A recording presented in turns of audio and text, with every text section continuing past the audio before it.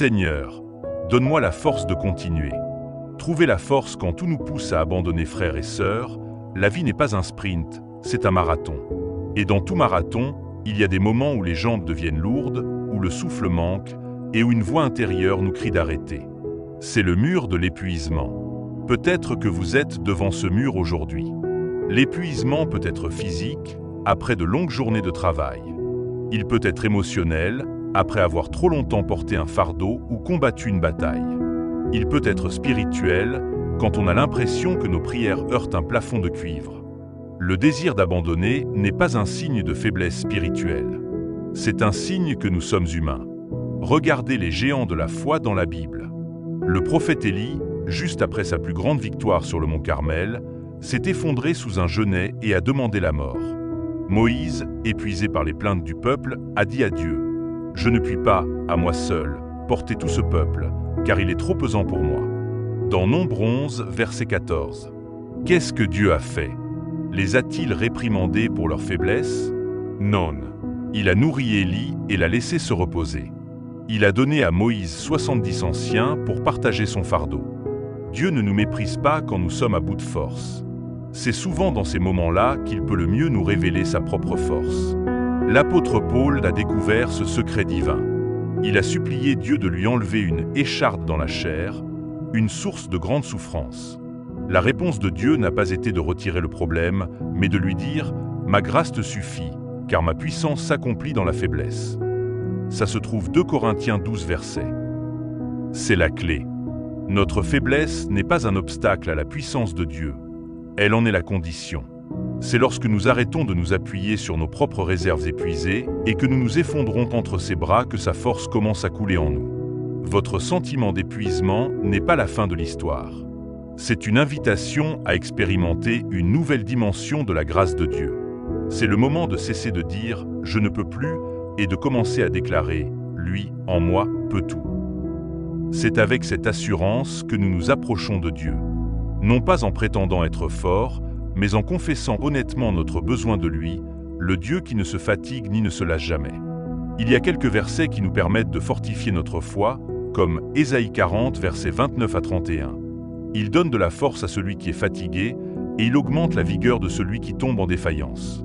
Les adolescents se fatiguent et se lassent, et les jeunes hommes chancellent. Mais ceux qui se confient en l'Éternel renouvellent leur force. Ils prennent le vol comme les aigles. Ils courent et ne se lassent point, ils marchent et ne se fatiguent point. Dans 2 Corinthiens 12, versets 9 et 10, il est écrit « Ma grâce te suffit, car ma puissance s'accomplit dans la faiblesse.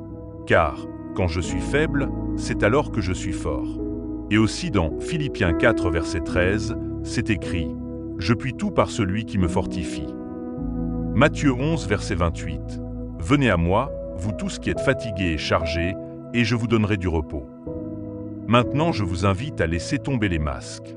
Présentez-vous à Dieu tel que vous êtes, fatigué, à bout de souffle, peut-être découragé.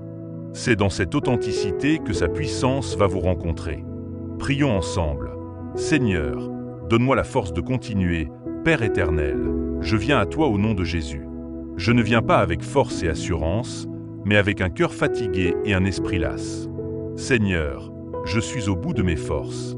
La route est longue et je me sens incapable de faire un pas de plus. Comme Élie sous le genêt, je suis tenté de tout abandonner. Mais ta parole me dit que tu donnes de la force à celui qui est fatigué.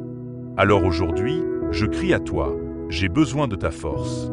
Je dépose à tes pieds le fardeau que je porte, nommé le fardeau, le travail, la maladie, le souci familial, le deuil. Il est trop lourd pour moi. Je te demande, selon ta promesse, de me donner ton repos. Père, je ne m'appuie plus sur mes propres capacités, car elles sont épuisées. Je m'appuie entièrement sur toi. Renouvelle ma force, Seigneur.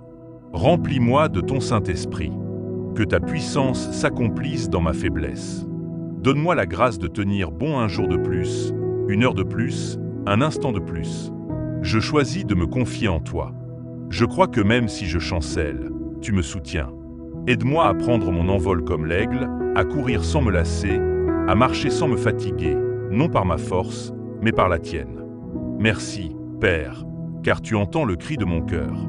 Je reçois maintenant ta force divine. Au nom de Jésus, je prie. Amen. Recevez cette parole de foi. La force de Dieu est en train de vous être communiquée. Vous n'êtes pas seul. Le Dieu qui a relevé Élie et fortifié Paul est le même qui vous relève aujourd'hui. Levez-vous et continuez à marcher, non pas avec votre force, mais avec la sienne. Éloignez le mal, le découragement et le mensonge de l'abandon par la puissance de la prière. Que le Dieu de toute espérance vous remplisse de sa force surnaturelle. Que sa paix qui surpasse tout garde votre cœur et vos pensées. Et qu'il vous donne la grâce de persévérer jusqu'à la victoire. Amen. Si cette prière a été un encouragement pour vous, n'hésitez pas à aimer, à commenter « Amen, je reçois ta force » et à partager ce message. Votre partage pourrait être le signe d'espoir dont une autre personne fatiguée a désespérément besoin aujourd'hui. Que Dieu vous bénisse.